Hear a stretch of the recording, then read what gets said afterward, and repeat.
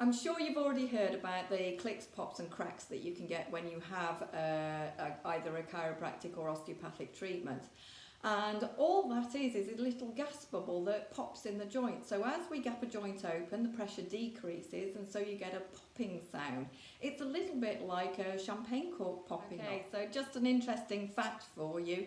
You can only get a pop from a joint once every 20 minutes. So it's similar to when people crack their knuckles, but they can only do it about once every 20 minutes. And the reason for that is when you pop the bubble, it disperses into lots of little bubbles in the joint.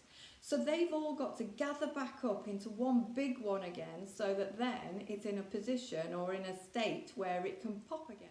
Your treatment is modified depending on your age, your condition, what you've got going on.